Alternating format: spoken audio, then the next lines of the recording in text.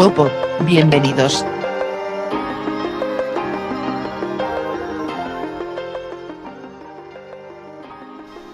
Hola, mi nombre es Omar, autor y coordinador general de LICA. También soy el anfitrión de este bonito espacio. Hola a todos, soy Josué y esta semana voy a estar con Omar en el podcast. Soy Muy autor, corrector de estilo de las publicaciones de esta bonita página. Bienvenidos a Pop-Up, el podcast favorito de las personas que ya vieron Coco y también lloraron. ¿Ya lo viste, Josué? Sí lloré, la verdad es que lloré en la sala como horrible. Después llegué a mi casa. Como Magdalena. Como Magdalena. No, sí lloré. No, y hubieras visto en la sala una chica junto a mí estaba casi gritando y llorando. No, me imagino, es el efecto Coco. Oh, sí.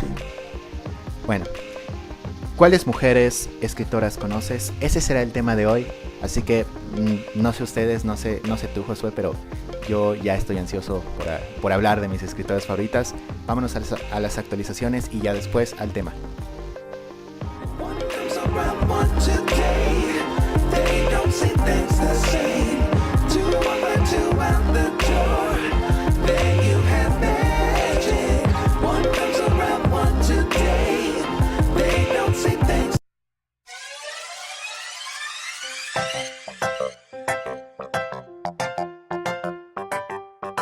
Actualizaciones.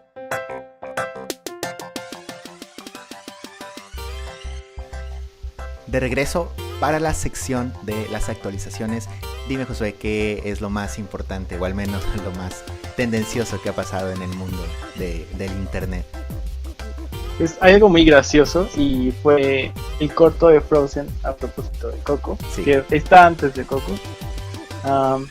Pues dura casi media hora y muchas personas se quejaron porque pues son media hora perdidas. Entonces los cines decidieron quitarlo y pues hay como sentimientos encontrados entre que sí, que no, estaba chido, que no estaba chido. Aunque lo que yo tenía entendido era que no era que los cines hubiesen querido quitarlo, sino que ya estaba planeado.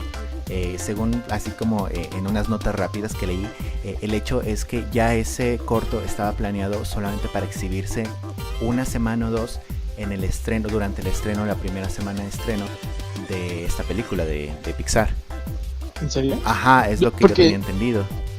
Ok, porque bueno, había visto que en Twitter había muchos comentarios sobre quitan el corto de Frozen, no tiene sentido, estamos perdiendo media hora, puedo haber ido por mis palomitas. Y sí, porque sí era bastante. Aparte con uno de los personajes más molestos de toda la gama, Olaf. Ay, a mí Olaf me encanta, pero sí. Aparte, oye, es una película para niños, pues debería haber un... O sea, por eso pienso que está el corto de Frozen para los niños. Sí, buen punto. Pues sí. Bueno. Es Pixar. Exacto. Conclusión, Pixar, ¿no? Pixar. Bueno. Hashtag es Pixar. Exactamente, Josué. En cuanto al multiverso de Lika, déjenme decirles a todos ustedes que ya empezamos a reactivar la cuenta oficial en Instagram y de hecho lo estamos haciendo de la manera más chida, bueno, la más chida que yo puedo imaginar, que es sacando una serie de caricaturas. No sé si has tenido oportunidad de verlas, José. La verdad es que no sé si se entiende el humor explícito o si se entiende la idea. Creo que los intentos que se han realizado han sido, pues, si no los mejores, al menos los más, los que se pueden hacer por el momento. Pues sí los he revisado y solo creo que me costó entender el primero. Ajá. Pero pues bueno. Creo que el segundo sí. Iremos mejorando todo el equipo de letras. Claro, poquito a poquito. Así es. Y en cuanto a la otra cosa bastante relevante es justamente las entradas regulares que se han estado publicando. De hecho, a pesar de que hemos tenido más actividad, es bastante raro. Hemos tenido un montón de actividad en Twitter, en Instagram, en Facebook, pero hemos dejado un poquito empolvada la página. Solamente recuerdo que esta semana publicamos una entrada nocturna, la entrada de Alejandra, que de hecho es un poquito parte de la inspiración del tema. Entonces habla sobre sus escritoras favoritas y creo que es una manera también de compartir esta cosa que parece muy íntima de cada uno, ¿no? Claro, y además darle visibilidad a las mujeres en la literatura. También. Aparte de hablar de lo personal, los gustos personales. También. Ahí está. Si la quieren revisar, a todos los que nos estén escuchando, seguirá en la página. Yo se los recomiendo mucho. Alejandro escribe muy bien y escribe de una manera en la cual, no sé, no te aburre. Siempre como que quieres más de lo que está diciendo, ¿no? Usa mucho las acotaciones, lo cual también me parece muy gracioso. Me gustan muchos estilos en que escribe muy bonito. Y sí, sus chistes de, no sé, con letras mayúsculas, más que gritando. De hecho. Ese tipo de cosas. Bueno, todo es contextual en el lenguaje. Dicho esto, Josué, ¿te parece si vamos al tema? Claro, vamos.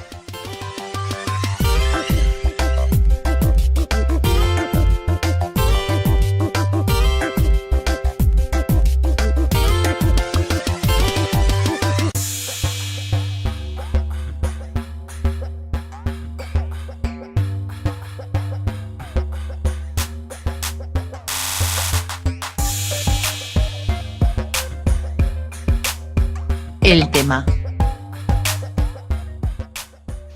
Regresando a el tema, la tercera parte de este episodio Pop-Up.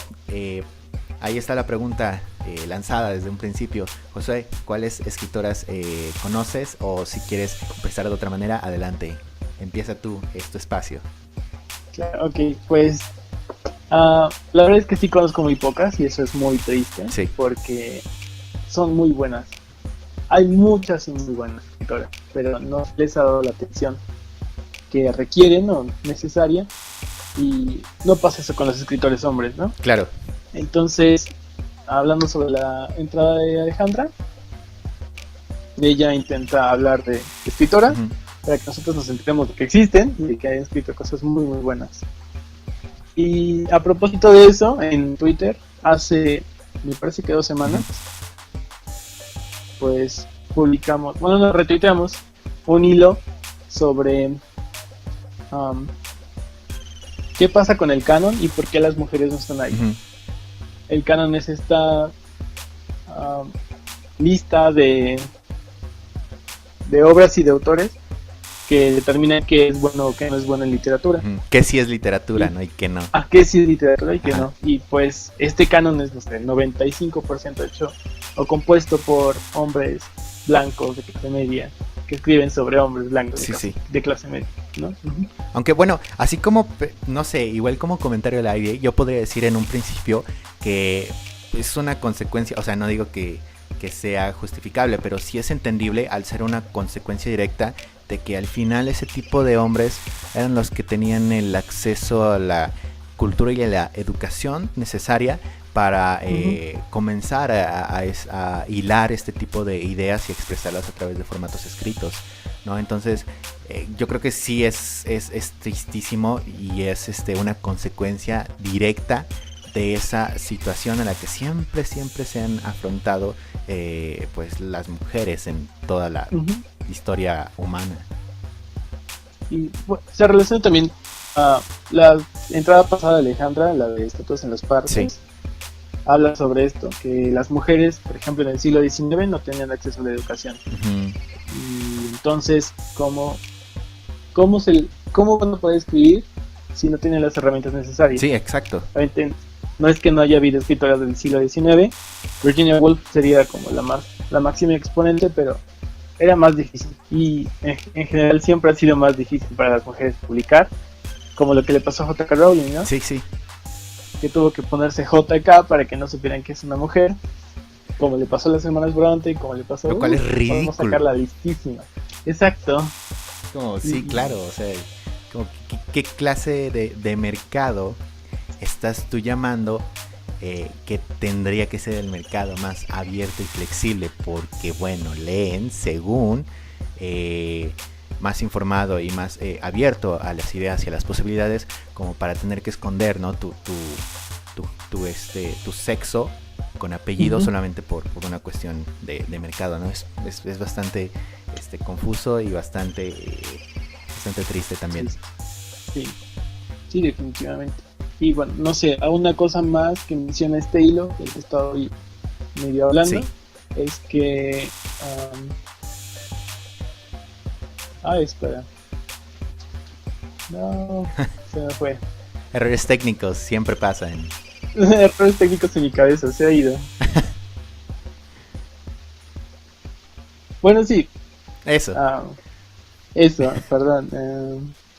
Yo recuerdo que, por ejemplo, la mayor parte de las... Es bastante extraño porque las personas que me conocen, y en general siempre he tratado de expresarlo, yo no leo mucha poesía, y la gran mayoría de las personas que me gusta en ese género son mujeres. O sea, tal vez este rollo del prejuicio o del acceso a también influya en el tipo de géneros en el que hay más abundancia, ¿no? de uno u otro sexo, ¿no? Digamos que la poesía teniendo este estereotipo como algo sensible, como algo frágil, como algo también tiene más como acceso o aceptación social, tendría que investigarlo para saber si es cierto, si solamente estoy debrayando, para que hubiese más mujeres que escribieran poesía, o que fuese más permisivo con ese género literario. Pues yo siento que también la poesía está muy controlada por los hombres, digamos. Los grandes poetas son ellos, Baudelaire, Whitman, no sé si quieras poner ahí a Homero, pues, pero son hombres siempre. Y ya recordé, perdón por el lapsus, pero lo que mencionaba es que Baudelaire escribe su poesía, su obra, cuando tiene muy pocos años, entre 18 y 20. Que de hecho fue como el silencio perpetuo, ¿no? Es como ya dije lo que tenía que decir y bye. Y lo compara con Mary Shelley, por ejemplo, cuando escribe Frankenstein. Hay muchas dudas de si lo escribió ella o lo escribió en colaboración con Lord Byron, ¿no? Claro. Y es como decir, pues los hombres de los 18 años sí pueden hacer obras maestras, pero las mujeres, quién sabe, que además sí que les ayudaron. Y pues no. Por hombres, ¿no? Claro. Y pues no. Sí, la verdad es que es una situación que a mí no sé qué tan cierto, qué tan falso sea, pero al menos me parece que en estos momentos, pues debido, ¿no?, a todas las situaciones que están implícitas en nuestro acontecer, el acceso y la proliferación de este tipo de escritoras pues ya empieza al menos a mover un poquito, ¿no?, todo el resto de las cuestiones. Tal vez no de la manera en la que uno esperaría, pero al menos es un pequeño paso, ¿no?, que se va dando cada vez más, ¿no? Tal cual, la prueba definitiva es que justamente ya se está discutiendo sobre esto, ¿no? Y ya hay personas que están criticando lo que por años se establecía como la verdad absoluta. Entonces me parece que al menos eso es de reconocer. Claro, no por ello es satisfactorio, pero al menos me parece una buena alternativa, ¿no?, para comenzar. No, siempre me remonta este tipo de situaciones en las que no es lo ideal, pero es lo que hay, a una frase una frase de una película que nadie esperaría que tuviese algo bueno en general. La película de Resident Evil, la live action. En la segunda película, no sé si la sacaron de alguien más chido que el guionista, pero están a punto de tirar al villano en turno, porque tú sabes, esas películas hollywoodenses siempre tienen al villano en turno, y él responde: ¿tú crees que esto va a cambiar algo? O sea, el rollo de que lo tiren y lo maten para siempre. Y la heroína le responde: no, pero es un buen inicio. Desde ahí creo que eso siempre, ante este tipo de situaciones, yo siempre las aplico, ¿no? Y parece algo que está bien, ¿no? En general, ¿no?, de la situación, retornando un poquito a la situación en la que estamos, que parece que se está moviendo y eso es algo definitivamente bueno. Sí, ha habido muchos avances, por ejemplo, hablando de Elena Garro, Sí, que se le empieza a reconocer como la verdadera antecedente del realismo mágico, que no fue García Márquez, que fue ella, y que se empieza a revalorizar su obra como pues, la gran obra mexicana que es. de hecho, que lo es, o sea, es una... Que lo Exacto, es, claro. ¿no? Es era una mujer que tenía un Una genio, imaginación genial. pero así como más allá del bien y el mal, o sea, era Ujú. brillante. Sí, sí. Pues ya ves que la vez pasada hablamos sobre los recuerdos del Sí, porvenir claro. y a propósito de la entrada de Alejandro lo mencioné también Ujú. un poquito. Pero bueno, Y, ajá, dime. no, bueno, que... Ay, ajá. Pues, espera. Oh, no. Ay, amor, fue tu culpa. Sí, te corté la inspiración. Sí, sí, se ha ido de mí. No, no se ha ido. Bueno, Mm, mientras tanto, No. ajá, dime, adelante. No, no, sí, por favor. No, lo que yo iba a agregar era simplemente que en lo que te acordabas de esto, igual sería buena idea que mencionáramos y aportáramos justamente a esta revaloración de las mujeres escritoras, pues algunas mujeres que nos han cambiado, que al menos nos han hecho reflexionar o que simplemente nos ha gustado la manera en la que piensan y la manera en la que escriben. No sé cuáles serían las escritoras que tú tendrías como estándares en algunos momentos de tu vida, ¿no? Ya sea por una cuestión accidental o sea por una cuestión que ya estaba ahí, ¿no? Que te llevó.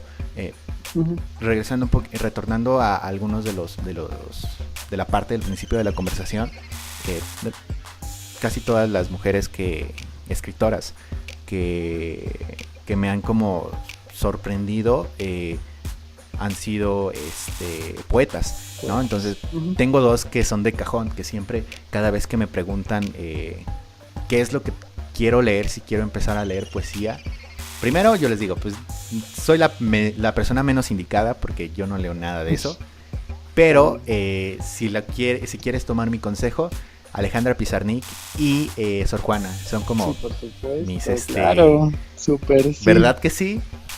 Sí, Pizarnik. Pizarnik Pizarnik es siempre. exacto, tiene un poder de palabra que no lo he sentido en otra persona, independientemente Ujú. del sexo, ¿no?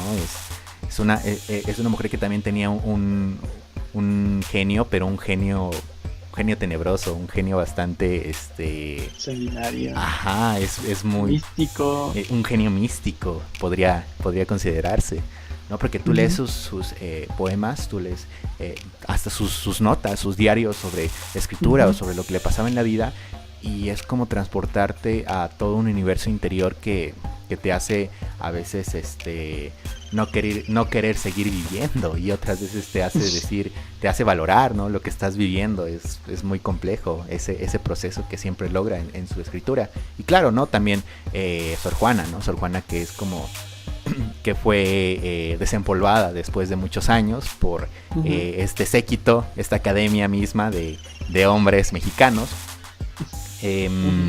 y que a partir de eso fue como el boom, ¿no? Y tú llegas a su poesía o en general a su lectura y te sorprendes, ¿no?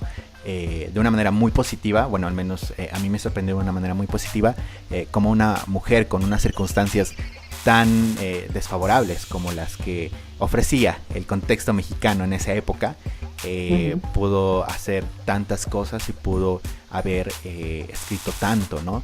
Repito, no por la limitación de sus capacidades, de hecho la mujer era una genio, ¿no? También, sino por las limitaciones que tenía como contexto.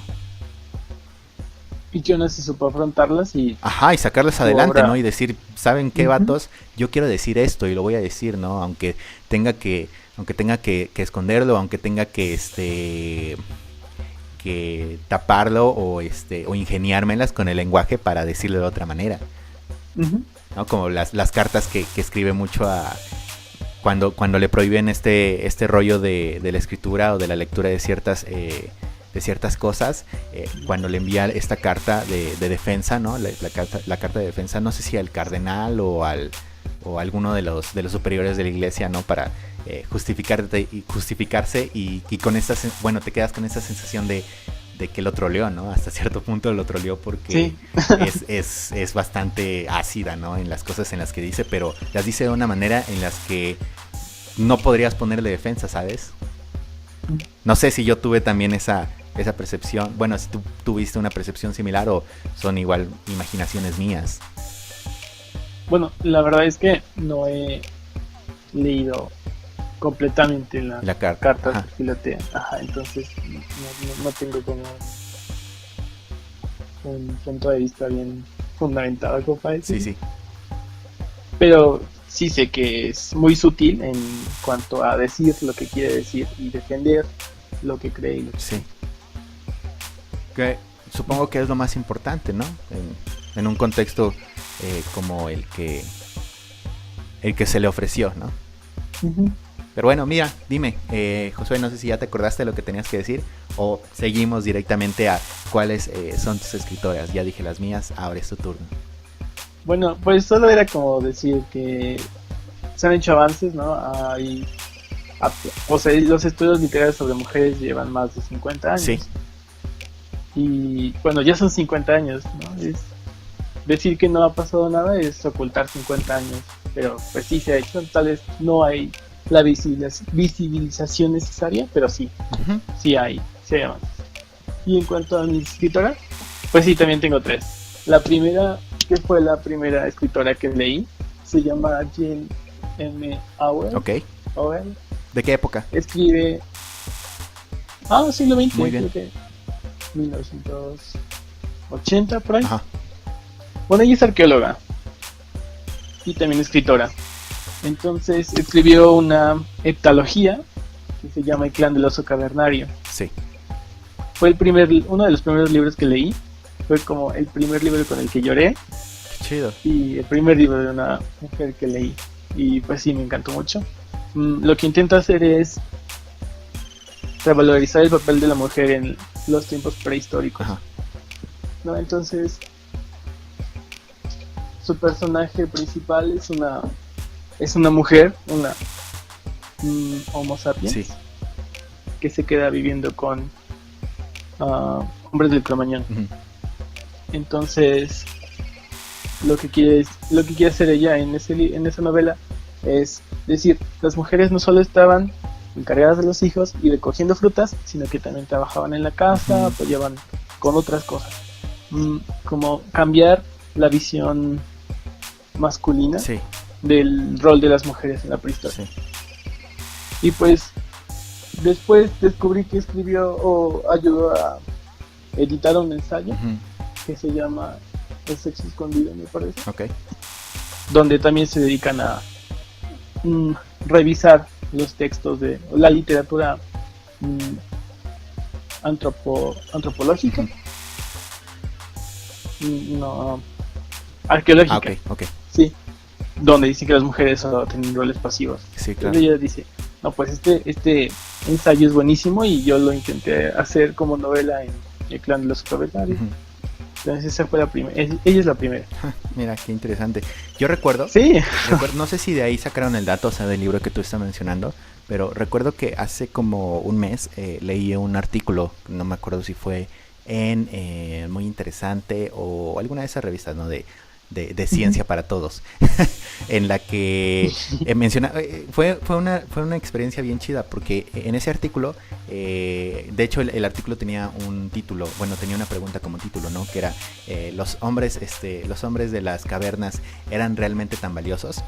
Según este artículo uh-huh. defendía una idea principal, que era que en realidad los seres humanos, si tú lo miras con determinada objetividad, o sea, con fría objetividad, sobrevivieron, o sea, neta, nos hicimos dominantes, especies dominantes, gracias a las mujeres y a los ancianos. ¿Por qué? Porque uh-huh. como tú lo acabas de decir, ellas se encargaban no solamente de la organización y de la de la limpieza, ¿no? No solamente de la casa, sino de en general todo el espacio que ocupaban esa comunidad, sino que también junto con los ancianos se encargaban de recolectar frutos y de de ese tipo de cosas. Los hombres pues eran los que justamente se iban de cazadores, ¿no? De cazadores y de ambulantes, ¿no? En busca de la migración de las especies que comían. El chiste es que si tú lo ves de una base científica, en ese momento no eran tan fáciles de cazar los animales y por tanto no se cazaban muy seguido y las personas no comían tanta carne como se pensaba. O sea, neta, el ser humano prehistórico se nutría de los frutos y de las semillas y de todo lo que recolectaba esta comunidad periférica, ¿no? Las mujeres y los ancianos, ¿no? Los hombres de vez en cuando tenían éxito en sus aventuras, llevaban carne a la casa, ¿no? Pero era muy escaso. Entonces, es bastante interesante, repito, este artículo, porque cambia, ¿no? Esa perspectiva, y la cambia de una manera con un argumento que sí parece tan obvio que muchos de nosotros no lo vimos. Bueno, al menos no lo había pensado de esa perspectiva. Y me gusta que ese artículo pues marque mucho de esto que tú estás comentando, ¿no? El hecho de que al fin y al cabo sí, o sea, piénsalo, nosotros somos una especie dominante y siempre hemos sido una especie organizada, y toda nuestra organización y toda nuestra alimentación y todo lo que somos como especie fue gracias al sexo femenino, ¿no? Al sexo femenino y a estos grupos periféricos como niños y ancianos. Y pues también como ponerle a traer esta discusión de que si los hombres cazaban o no, sí, con estos anuncios de Obao, por ejemplo, de Old Spice. Sí. Antes cazábamos mamuts y ahora miran cómo estamos todos desmasculinizados. Oh, por favor. Pero es que, pues no. Todos estos años de esfuerzo para esto, ¿no? Algo para así. Esto, exacto. A mí me encantan esos comerciales. ¿En serio? O sea, porque entiendo, tal vez sea yo que lo tomo con ironía, pero a mí me gustan esos comerciales. Pues son graciosos, sí. Dan coraje medio poquito porque es como, venga, no, pero we are living in this age. Entonces, sí, algún otro, antes de que ya tengamos que hacer el corte definitivo, algún otro autora. Pues mi segunda autora es Elena Garro, claro. Y Los recuerdos del porvenir es una novela que leí hace muy poco, pero que la verdad me cambió la vida para siempre. Es como de mis novelas favoritas, y si me preguntaran cuáles son tus 3 libros que han influenciado en tu vida como a pequeñito hace muchos años, ese estaría en primer lugar. ¿Sí? ¿Te cae? Sí, definitivamente. Wow. Entonces ya estoy cada vez más cerca de tomar ese libro, de leer ese libro. Sí, por favor, y yo siempre voy a estar recomendando Los recuerdos del porvenir, porque es un libro que todos deberíamos leer, todos. Y ¿La tercera escritora? Creo que por último...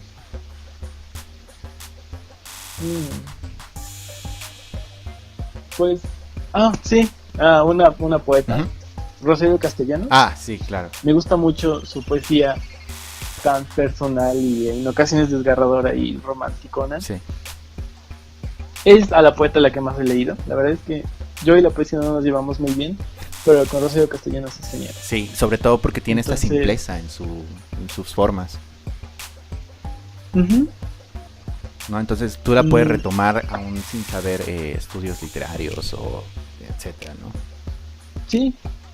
Y tiene desde pequeños poemas feministas hasta desgarradoras historias de amor hermosas, ¿no? Y de todo, ¿no? Es muy, muy bella y me gusta mucho. Muy bella y está bien. La verdad. Sí, es bonita y está bien. Josué, ya se nos acabó el tiempo por el día de hoy, lamentablemente. Pero mira, sí, tanto a la audiencia como a ti, te lo aclaro, podemos seguir la conversación. Pues este debate o esta plática que está muy interesante en todas nuestras redes sociales. Por eso es importante que estén al pendiente en Twitter, en Facebook o directamente también aquí, si de vez en cuando nos damos una vuelta para checar qué nuevos comentarios hay, ¿no? En la cajita de comentarios de YouTube. Pero bien, por mientras vamos a despedirnos y a darle a todos los que nos están escuchando nuestras recomendaciones. Vale. Vamos para allá.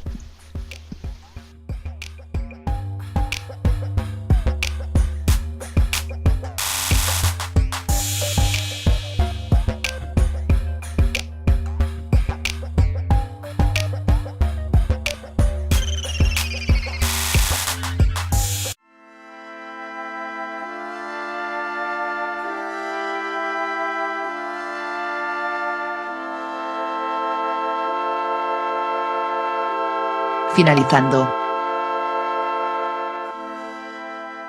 Parte final de este episodio. Es importante, eso sí, recordarles que si a ustedes también les gusta escribir sobre todos este tipo de temas, tendencias o literatura o cualquier otra de esos tópicos, pueden enviarnos, ya saben, pueden enviarnos sus trabajos o sus textos a el correo letrasycosasasí@hotmail.com y así unirse a esta bonita familia disfuncional. Nosotros los esperamos con los brazos abiertos. Y también recuerden, es muy importante, como les dije antes de terminar el tema, que nos sigan en todas nuestras redes sociales, porque no solamente subimos contenido extra, sino que pues empezamos a debrayar, empezamos a echar desmadre o simplemente empezamos a comentar sobre literatura o sobre historia o sobre filosofía y se pone bueno el cotorreo, ¿no? Ya saben, en Instagram, en Facebook o en Twitter, Letras y Cosas Así, nos pueden buscar, no hay pierde porque es un nombre bastante específico. Y así es, ese fue nuestro corte informativo. Vamos a las recomendaciones. Empecemos contigo, Josué. ¿Cuáles son tus recomendaciones? Claro, ok. Bueno, en primer lugar tengo El Clan del Oso Cavernario, porque quería hablar de él y quería recomendarlo. Ajá. La edición que tengo, pues es una edición de un bazar, entonces pues ya es antiguita, pero sé que se reeditó hace como 5 años. Bueno, se llama... Bueno, es una antología, son 7 libros. Pero el primero es El Clan del Oso Cavernario, de Jim M. Auel, A-U-E-L. Como les dije hace un rato, es la historia de una mujer, que por cierto se llama Ayla, ya recordé el nombre. Homo sapiens, una familia cromañón. Y como un personaje feminista prehistórico. Muy... sí, muy... transgresor. Sí, realmente es una novela que me gustó mucho y que yo creo que voy a volver a empezar a leer, porque ya tiene tiempo que lo leí. Y pues bueno, El Clan del Oso Cavernario. Son esas lecturas a las que tienes que volver, ¿no? Sí, yo creo que voy a empezar la mañanita. La siguiente es una novela muy pequeña de Clarice Lispector, que también es Alejandro en la entrada. Se llama La Hora de la Estrella. Me parece que Alejandro también había reseñado la novela, pero no recuerdo bien. Bueno, se llama La Hora de la Estrella. Creo que en español solo la publica, no tiene más de 100 hojas. Y sí, es increíblemente etérea, a veces filosófica, pero muy bonita. Es una ¿Filosófica historia... a lo Fernández Sabater o filosófica a lo María Zambrano? Ay, filosófica a lo... no lo sé. Porque hay grados, ¿no? En eso. Filosófica a lo Clarice Lispector. Entre filosófico a dejémosla literaria. Sí. Y pues bueno, en serio vale mucho la pena leerlo porque es muy muy bonito. Y por último, un cómic de la editorial Image. En México lo publica Camité. Lo pueden conseguir en el Summers. Sí. Se llama The Week Plus The Divine. Y bueno, hasta ahorita solo salió el número 1, pero yo leí unos números cuantos más en internet.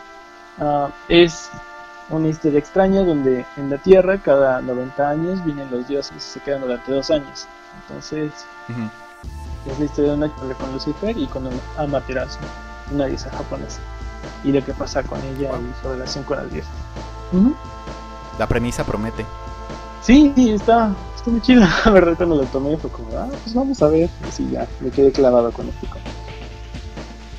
Entonces, esas son mis recomendaciones. Ok, las mías en realidad son 3 también.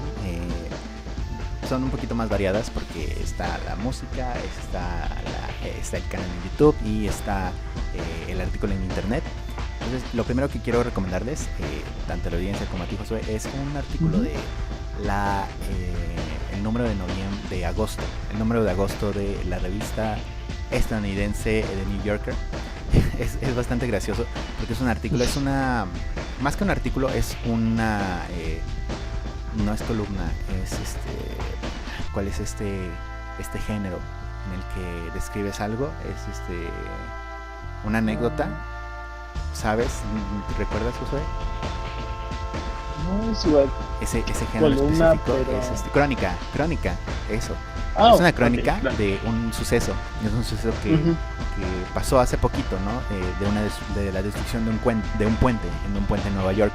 Un puente que conectaba, me parece que a Manhattan con la parte norte o la parte noreste de New York, ¿no? Entonces es bastante chido. El título del artículo también lo pueden buscar en su página de internet. State of Infrastructure of the Bridge. Es una crónica de la destrucción del puente Kiosko o Kisausko o algo así, porque tiene nombres raros, porque tú sabes, inmigrantes. Entonces es bien chido porque según esta premisa, según la crónica, van a destruir un puente, ¿no? Un puente que está súper feo y lo van a poner o lo van a modernizar, ¿no? Una comunidad alrededor de este puente, creo que de un diseñador web o algo así, empieza a publicar en foros que vamos a defenderlo hasta la muerte, vamos a defenderlo como caballeros, ¿no? Caballeros de League of Legends.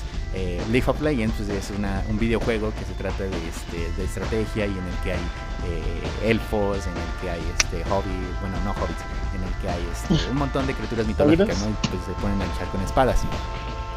Y el chiste es que esta crónica llega de este punto A un punto B en el que neta logra reunir a un gran número de personas, todas disfrazadas de estos personajes, para hacer una manifestación en contra de la destrucción del puente, ¿no? Entonces el proceso que se da es bastante chistoso y es bastante interesante, ¿no? Todo el fenómeno social que se da alrededor. Entonces por eso es muy recomendable, ¿no?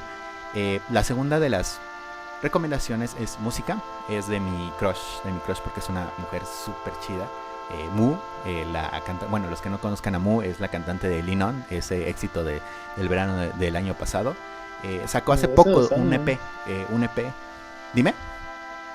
Creo que hace 2 años, pero... Bueno, sí, tienes toda la razón. De hecho fue hace 2 años, porque apareció en el rewind de YouTube de hace 2 años, justamente. Entonces esta persona, esta mujer, acaba de sacar un EP. De hecho es su segunda producción más larga después de su álbum debut. Se llama When I Was Young. Lo que hizo es un proceso interesante, creativo. Lo que hizo esta cantante fue sacar como de su baúl todas las canciones que ella hacía cuando era muy joven, por eso el título del EP, y las hizo un remake, ¿no? Las produjo de nuevo y les dio pues un toque más pop, más funk y más jazz que las originales, porque antes cantaba, creo que en una banda de punk, ¿no? Entonces, muy interesante, es muy profundo, o sea, neta, sí, cuando tú escuchas las canciones sabes que te está hablando desde lo más profundo de su cocoro. Entonces lo recomiendo mucho. Son 5 canciones, entonces pasan muy rápido y son muy buenas, son muy apreciables. La última de las recomendaciones, antes de irnos, es un canal en YouTube. El canal se llama 24/7. Es un canal que tiene una sección específica que me llamó un montón y que básicamente me ensañé este fin de semana en estar viendo video tras video tras video tras video. La sección se llama La historia detrás del meme y pues ustedes se imaginarán, es un video, bueno, son videos de aproximadamente de 4 a 6 minutos en las cuales un locutor te cuenta de forma bastante breve y bastante chistosa el origen de muchos de los memes que utilizamos, ¿no? En redes sociales o en WhatsApp o en cualquier escenario. Te explica como por ejemplo si salió de una película o si salió de una página de internet, si salió de 4chan o si salió de la película de Dónde están las rubias o si salió de una caricatura como Bob Esponja o como Gravity Falls, ¿no? Entonces es una buena sección si no tienen alguna otra cosa que hacer o si tienen así están aburridos. Busquen ahí ese canal 24/7 o directamente la sección de la historia detrás del meme y se van a divertir por un ratito. Va a haber ratos de sano entretenimiento. Y ahí están, esas son mis recomendaciones. Mensaje final, Josué, antes de marcharnos. No, pues fue un super gusto estar de nuevo aquí en el podcast y espero poder regresar pronto y que tengan una muy bonita semana todos y todas. Mi nombre, como saben, es Omar, igual como lo dijo Josué. Los esperamos la siguiente semana y de hecho esperamos que esta sea la semana más interesante de todas sus vidas. Denle pulgar arriba y suscríbanse si les late lo que acaban de escuchar. Y bueno, hasta pronto.